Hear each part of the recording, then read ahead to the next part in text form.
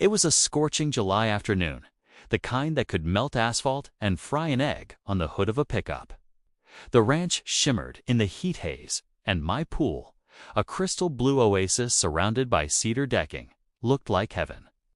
But that summer, water was gold. The county had just issued a drought restriction order, meaning every drop had to be accounted for. So I decided to close my pool early. For the season, I drained half the water, covered it, and locked the gate. Simple, right? Wrong, because Patricia saw it. Now, Patricia didn't just live nearby. She watched nearby like a hawk. She had binoculars, motion alerts, and apparently nothing better to do. By sundown, she was standing at my gate in her big straw hat, tapping her clipboard like she was auditioning for CSI. Maplewood HOA. Division, Mr. Henderson, she called out. Why is your pool drained? Maplewood HOA regulations require all visible water features to be maintained year-round. I wiped my hands on a rag and stared at her. Patricia, there's a drought order. You know, that county-wide rule about not wasting water? She sniffed. The Maplewood HOA supersedes county orders. I laughed out loud. Patricia, unless the Maplewood HOA owns the water supply, I don't think so.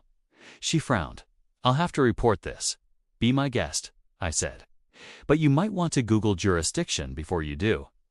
The next morning, I was out feeding the horses when I saw flashing lights by the pool gate.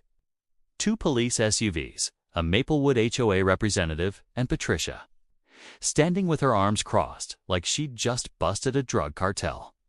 One officer waved me over. Sir, we got a call from the Maplewood HOA claiming you illegally drained a community pool. I blinked. Community pool? This is my private ranch, Patricia interrupted. It appears to be private, but it affects the aesthetic cohesion of the neighborhood. That gives the Maplewood HOA jurisdiction. The officer raised an eyebrow. Ma'am, that's not how the law works. Still, they had to file a report. Patricia smirked the whole time, thinking she'd gotten me in trouble. But here's where the story flips. What she didn't know, what no one in the Maplewood HOA knew, was that my pool's water came from a shared well that supplied part of the surrounding neighborhood. Years ago, I had helped design the infrastructure that piped water to several nearby homes, including hers.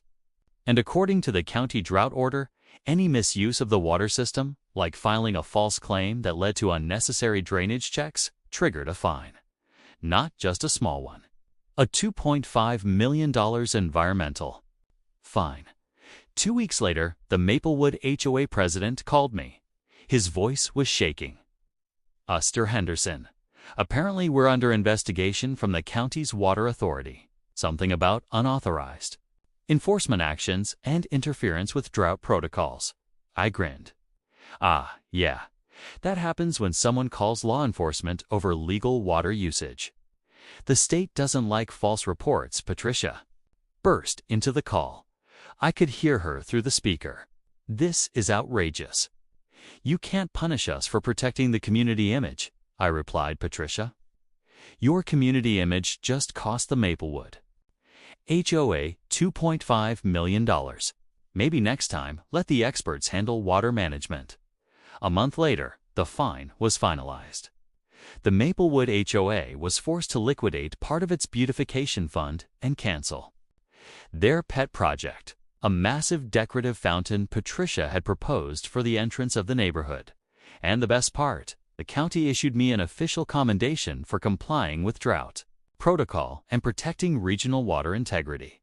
Patricia nearly exploded when she saw the county post about it on Nextdoor.